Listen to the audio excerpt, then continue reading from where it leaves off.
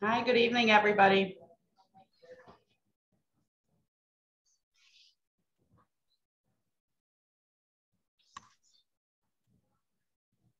We are letting everybody in from the waiting rooms. And we're going to get going in about 3 minutes.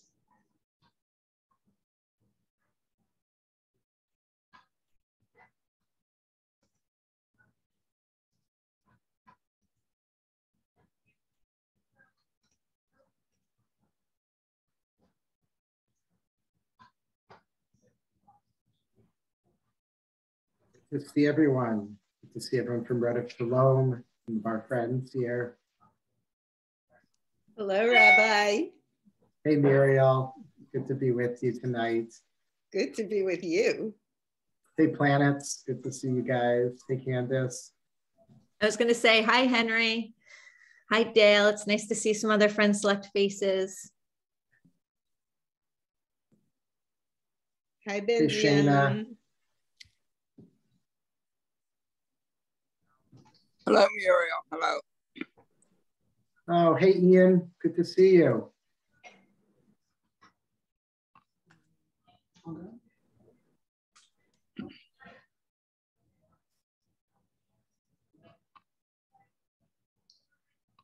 Hey, Helene. Hey, Jean. Good to see Hello, you. Ira. Is Roberta with you? Oh. Doesn't hear me. No, I think she's on separately. Yeah. Or will be on separately. Hey, Matthew. Look at that cutie you have there. The next generation. So wonderful to have young ones with us. Thank you very much. We'll see how long he cooperates for. That's the advantage of Zoom. You can always just hit mute. Hi, Matt. Hi, Dina. Yes, how are you? Hello, everybody. Welcome, everybody. We're waiting for the next set of people to join. Our numbers are rising literally every second. So we're going to give it 2 more minutes and then we're going to get going. I see 56. Yes.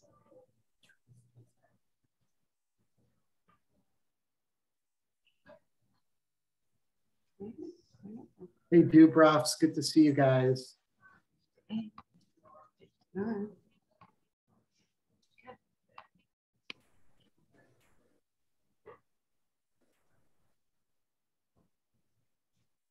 All right, I'm going to get us going. So good evening, everybody. I'm going to start this program.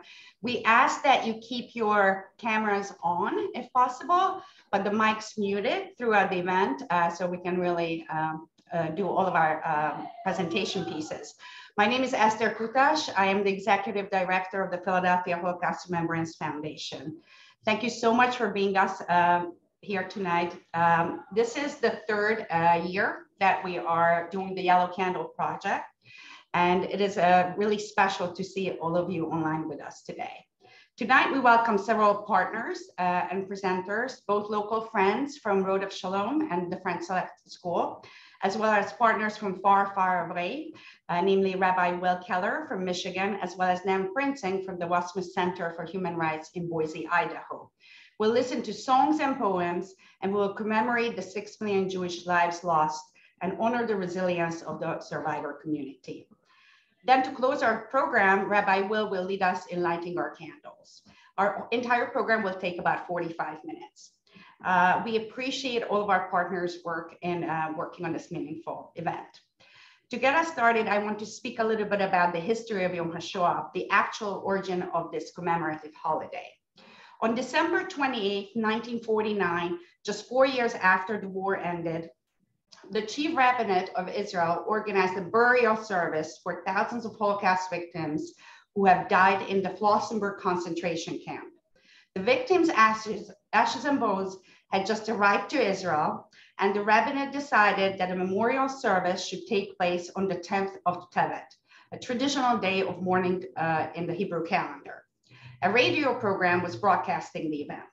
This then became the first yet unofficial Holocaust Remembrance Day.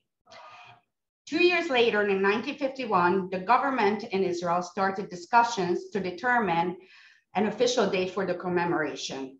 As is typical in our Jewish communities, there were countless opinions around the table. So agreeing on what the date should be set on took quite a long time. Eventually, in 1959, the Knesset passed a resolution establishing the 27th of Nisan in the Hebrew calendar as the official Remembrance Day. They chose this date to commemorate the start of the Warsaw Ghetto Uprising. The day would be officially a commemoration of the disaster which the Nazis and their collaborators brought upon the Jewish people, as well as a commemoration of the acts of heroism and rewards performed by the Jewish people. Just think about this. The survivors of the Holocaust immediately went into action to remember those lost. Sure, they were each personally grieving as they began to build a new life in Israel, but they had the agency to advocate for a communal event, a national commemoration to honor the victims of the Shoah together as one people. This action of remembering is more important now than ever before. As we see a rise in anti-Semitic incidents, we must recognize as a community how important it is to remember the history of our people and to stand up to bigotry wherever we see it. Consider this for a second. The Anti-Defamation League released its annual report on anti-Semitic incidents just yesterday. Anti-Semitic incidents reached an all-time high in 2021 since the ADL has started to record these numbers since 1979. With over 2,700 anti-Semitic incidents in the United States just last year, this translates to 7 incidents per day and a 34% increase from last year. We must be aware of the intolerance and injustice that exists here in the United States and beyond. As we start our program to commemorate the loss of innocent lives during the Holocaust, we must also acknowledge the Ukrainian civilians who are affected by this horrible war. Thank you for being with us. Now to you, Rabbi Freedman. Thank you, Eszter. My name is Rabbi Eli Freedman from Congregation Rodeph Shalom, and it's an honor to be here and to partner with all of you tonight. Our Jewish tradition teaches that the last words on the lips of every Jew before they die are meant to be the words of Shema. Shema Yisrael, Adonai Eloheinu, Adonai Echad. Hear, O Israel, Adonai is our God, Adonai is one. There's a teaching in our Torah that in our Torah we find that there are 2 letters in Shema, the Ayin and the Daled at the beginning of the word Shema and the end of the word Echad, which are larger than all the other letters. Some of you have seen this in a Torah scroll, looking at some of the youth in our own congregation. And tradition teaches that, the rabbis teach us that these 2 large letters are there because they spell the word aid in Hebrew. The word aid means witness. Every time we say those words of Shema, we are witnesses to God's oneness in this world. Tonight, you are all witnesses, and you are performing an amazing act of witnessing by being here, by listening to stories, and by remembering. This is perhaps one of the most important things. I am particularly touched to see every generation, to see it looks like, you know, some of the very youngest, just a couple months old, all the way to the elders in our community. I'm touched to see Jews and non-Jews alike. I'm touched to see those of every race and nation who are here tonight, because we all are obligated to be witnesses, witnesses to this atrocity, witnesses to the bravery, and witnesses to the memory of those who perished in the Shoah. Tonight, we'll have an opportunity to hear that, but I pray that all of you in your job of witnessing, you know that it doesn't end tonight, that you continue to share the stories, you continue to witness, because, you know, sadly, as we know, there are less and less direct survivors, direct witnesses of the Holocaust in our lives today. And so it's up to us, this next generation, to continue that witnessing. We're honored tonight to hear musical selection from 2 amazing, talented young adults, that next generation of witnessing, that are from our own Rodeph Shalom community, Brady Santoro and Henry Planet. We'll now hear a recording of them performing a Yiddish song, Still de Nacht, written in the summer of 1942 by Hersh Glick, a young Jewish inmate of the Vilna ghetto. Thank you.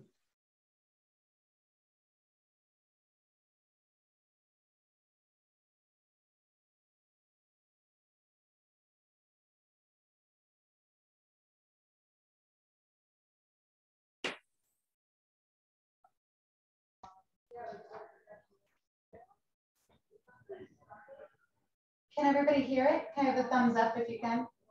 No? Okay. Okay, 1 second. Please check the button that says share sound. Yep. Gotcha. Die Nacht ist ausgestellt. Unser Frost hat stark gebrannt. Sie gedenkst du, wie ich auf dich gelernt. Hatte ne Speier in der Hand. Am Morgen, da Netzel und am Bett. Nun halt die Hand fest an der Gang. Am Morgen, mit der Sonne in dem Säunes Karawan, gezielt, geschossen und getroffen. Oh, die kleine Erdpistole, ein neuer Funken mit Waffen, versorgen mit dem Mentor. Vertog gekrochen, mit Schnee gewanden Leute hoch. Mutig von kleinen mit Sorgen, war unser neuen freien Dorf.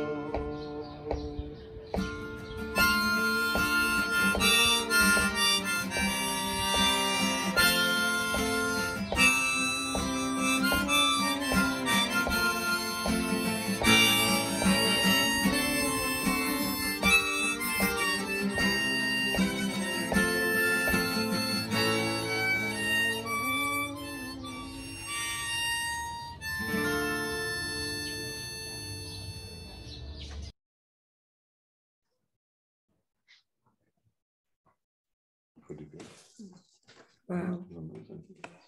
Wow, thank you, Brady and Henry. Can everyone hear me? Yes. Thank you, Brady and Henry. That was really wonderful. Hi, everyone. I'm Danielle Shaw, and I'm here tonight with my husband, Dan, and my 3 sons, Aaron, Seth, and Ethan behind us, the bar mitzvah boy in 2 weeks' time. His bar mitzvah is being twinned with a male victim of the Holocaust, so this project this year is particularly meaningful to us right now. So I'm the one who brought the project here from the UK a few years ago after it had such an impact on me, seeing it play out on social media. I'm really grateful to Eszter and Sophie who have continued to embrace the project and help spread this not just around our amazing community in Philadelphia, but also around the country through their education networks too. This year, we're very proud to have introduced the project to college campuses to complement other Yom HaShoah initiatives and provide students with a tangible project on this very important day. We welcome the universities of Drexel, UPenn, and Michigan, and with the help of a couple of new and committed partners and a couple of bar mitzvah boys, we plan to expand on this college initiative next year. The students are not joining us tonight on Zoom because they have their own Yom HaShoah events for young people, but I'm hoping if they follow the instructions and add the yellow candle hashtags on social media, we should be able to see their posts later. For me, Yom HaShoah was always an important day. However, it was never very personal. It wasn't until I made my own important genealogical breakthrough just a few months ago and found that so many of my great-grandpa's siblings and extended family were murdered in Treblinka that suddenly it got very personal. I feel very blessed and fortunate that I've had the opportunity to be involved with this simple yet powerful education initiative. And I really appreciate how it has brought so many of us together. Community and education is so important to us. The power of all of this, though, is in the social media. So please, please, please don't be shy to post this evening. Add the photo of your lit candle to your preferred social media network and include the name plaque. This is the little plaque that comes in the box with the candle. Be proud to tell your network that you are remembering one of the 6 million and add the yellow candle hashtag. I would now like to introduce Dr. Ira Brenner. Dr. Brenner is a member of the second generation who has devoted much of his career to the study of the psychological effects of the Holocaust on survivors and also their offspring. Dr. Brenner and his family also initiated the Leo Brenner Holocaust Memorial Fund at Rodeph Shalom, which is interested in Holocaust education projects. Ira, over to you. You're muted, you're muted. Can you hear me now? Yeah. Okay, thank you very much. I'm honored to be on this program, and I'm absolutely delighted to be part of this candle lighting ceremony. As you mentioned, being a member of the second generation, psychologists have referred to us as memorial candles ourselves, because so many of our parents who've lost so much have not been able to mourn during their own lifetimes. And through psychological transmission of their mourning and their trauma and their resilience, we carry the baton. So I consider myself a living memorial candle as I'm part of this memorial candle ceremony. You mentioned my father, and I'm very glad that you did. My sisters and I, as you say, have established the Leo Brenner Fund. Behind me, you can see a welded nail cloud. This is important because my father welded this. One of the skills that he learned as a slave laborer in Auschwitz was welding. When he came to this country, he swore he would never weld again. Then at some point, for a short period of time, he had a burst of creativity and created a few pieces of artwork. This cloud represents so much to all of us, and as you can see it here. We know that history that is ignored, forgotten, suppressed, or censored repeats itself. We know that in individuals, and we know that in large groups. And because of the fact that so many young people today don't even know what Auschwitz is, based on a recent survey by the Claims Committee in 2018, a little more than 42% of young people interviewed even knew what Auschwitz was. It's all the more important that we remember. For many Holocaust survivors and children of survivors, unfortunately, every day has been Holocaust Remembrance Day. And I think as time passes and things coalesce into this Memorial Day, it's all the more important that we come together and remember. This year is especially notable for me because of the recent events in Ukraine. They reminded me of an experience I had in my pilgrimage the first time I went to the concentration camp of Sachsenhausen, north of Berlin. That was the first camp that my father and his father and my uncles were sent to. It's lesser known because it was part of East Germany, just a little north of Berlin, where my father was born. And it's a short commuter train ride, like, say, from Philadelphia to King of Prussia. In that camp, where I visited, not long after the fall of the Berlin Wall, I expected to see all kinds of remembrances of the Jewish persecution, because I knew that one of the Jewish barracks had been reconstructed and even though it was vandalized by neo-Nazis, was restored yet again. I knew all kinds of stories from my father and his friends who had survived, and I expected to see a lot of remembrances of that kind of persecution. So I was initially shocked that I saw a huge sign in Russian. Again, this had been under Russian control for many years. And that sign basically was a monument to the Great Patriotic War, which is what the Russians called World War II, and all the victims, Russian victims, who had been killed by the Nazis, completely erasing all the other victims of Nazi aggression.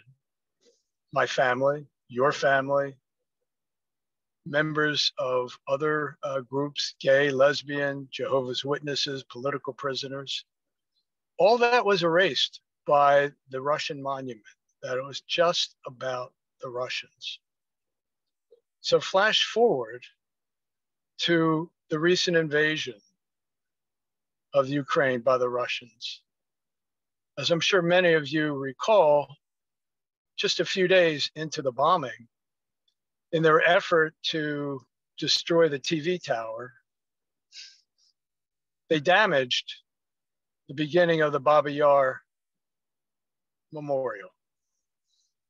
And as I think many of you know, the Babi Yar massacre of the Jews of Kyiv, where about 30,000 were shot to death within a 48-hour period after the Nazi takeover of Kyiv, was basically covered over by the Russians. They wanted to erase any evidence, any trace of nationalism, any trace of Jewish persecution, anything that would instill any kind of pride in any other group other than the Russians. Now we know other than Jews, others were killed there. We know that. But the Jews were especially singled out. We know that too. In an effort to cover this history, the Russians filled the ravine with water and refuse from a clay factory, a brick factory, a foundry. And in 1961, around the time that Yevgeny Yevtushenko wrote his very famous poem, Babi Yar, the waters broke and there was a huge, horrible flood, bringing to light everything that had been covered over by the Russians. Again, a reemergence of the history that they tried to cover over. Then in 1973, they built this huge TV tower, again, covering over the Jewish cemetery, Jewish remains, desecrating the cemeteries, and building the large TV tower. When they started bombing Kyiv, they went after that TV tower and hit part of Babi Yar, once again, bringing to the world's consciousness the persecution and the genocide against the Jews. So I think that is especially important now in a show of solidarity against all groups that are slated for murder, persecution, genocide, to remember not only our own Jewish history, but all groups who are slated for this kind of merciless attempts at extermination. So I think, as was said earlier, as we commemorate this Day of Remembrance, this Holocaust Remembrance Day, to think about what's happening in the world, where so many of our own relatives and ancestors were victimized. I think so often when we think of the Holocaust, we think of the Holocaust in Western Europe. We don't think about the Eastern European Holocaust. And I think this is a sad and poignant reminder of that. I will end my talk with a line from Yevtushenko's Babi Yar, in which he says, and I myself am one massive soundless scream above the thousand buried here. Thank you.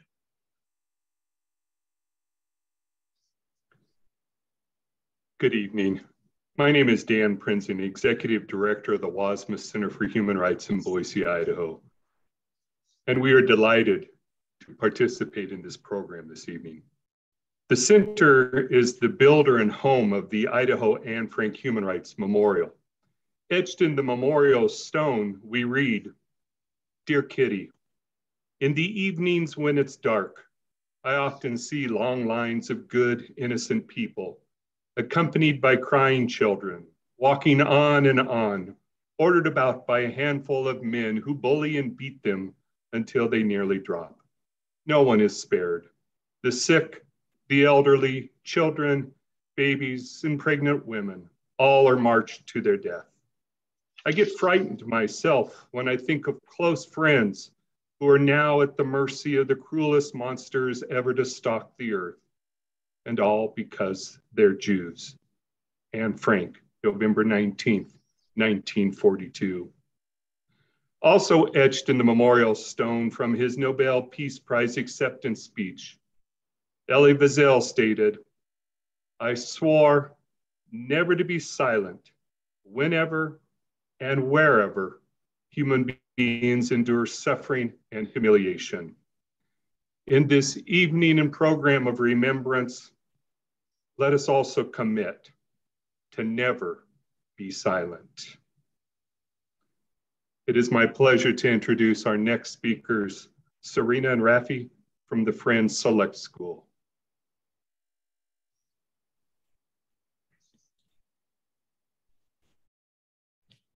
My name is Serena Krauk, and I'm a 6th grader at Friends Select.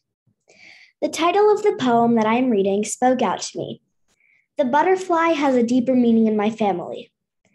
The butterfly is a symbol of my grandfather's business. He tells me that butterflies only land on things that are clean and beautiful. They are also the symbol of freedom. As a member of the Jewish community, I always want to raise awareness and stand up for my community as much as possible. My great-grandmother is a Holocaust survivor, and I am so lucky to still have her. Thank you so much for this experience. I am so proud to be here today. This poem was written by a child who was living in a concentration camp. The Butterfly, written by Pavel Freedman. The last, the very last, so richly, brightly, dazzling yellow, perhaps if the sun's tears would sing against a white stone. Such a yellow is carried lightly way up high.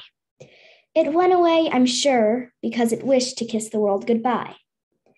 For 7 weeks, I've lived here, penned up inside this ghetto. But I found my people here. The dandelions call to me and the white chestnut candles in the court. Only, I never saw another butterfly. That butterfly was the last one. Butterflies don't live in here, in the ghetto. Thank you. Next, you will hear from Rafi Foster. Hi, I'm Rafi Foster. I'm a sophomore at Friends Select, and I belong to Rodeph Shalom Synagogue.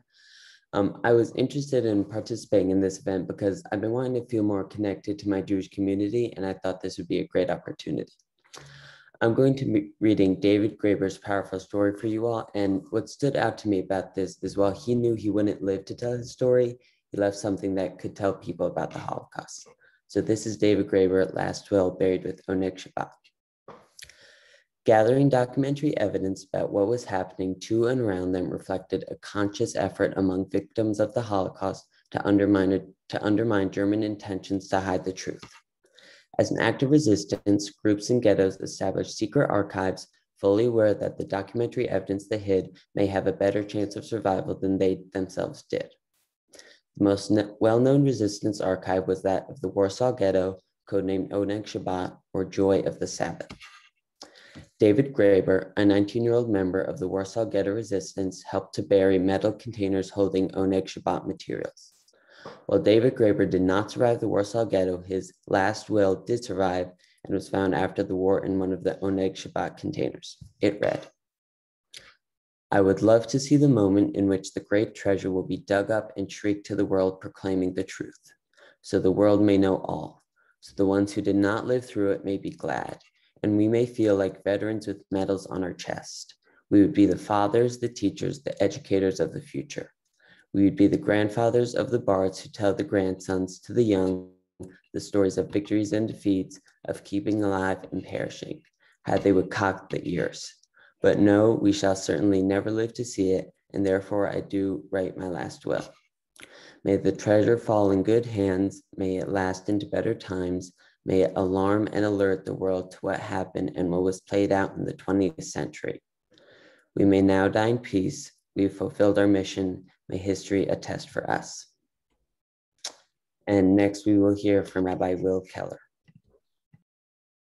Thank you, Rafi and Serena. Those were really powerful narratives and important to hear them. I want to invite folks to take their yellow candle now. We'll open the box and look at the name of someone who passed away and sit with their memory for a moment. And then together we'll say the El Ma'alei Rachamim prayer to provide comfort to those who we've lost. So I've got my candle here. I'm lighting my yellow candle in honor of Boria Jakobsen of Ikablis, who was murdered at Ikablis in 1941 at age 4. You're invited to open your box, sit for a moment with the memory of the person who's written there.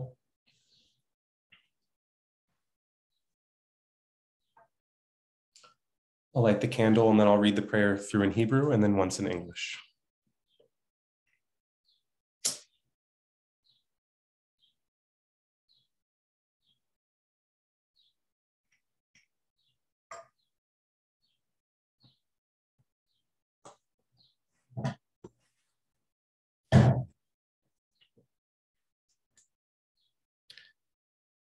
El Ma'alei Rachamim, Shochein Bamromim, Hamtzei Menucha Nechona, Al Kanfei HaShechina, B'ma'alot Kedoshim Utaharim, Kezohar Harakia Mazirim, Ekol Nishmot Shel Sheshet Mionei HaYehud,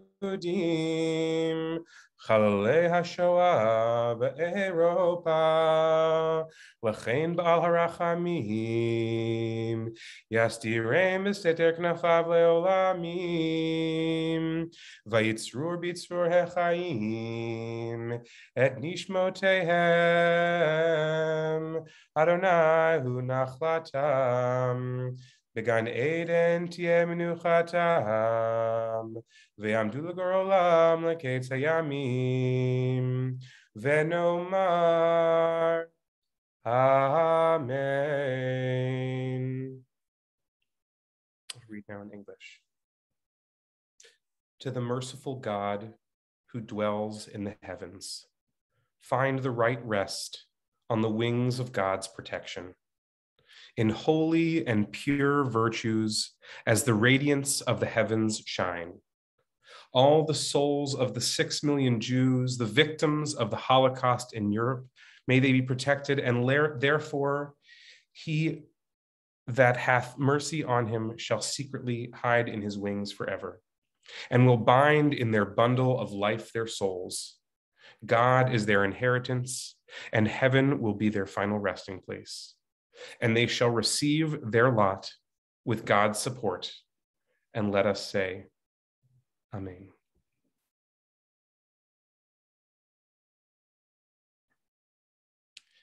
I want to thank all of our presenters and everyone who's participated in this evening.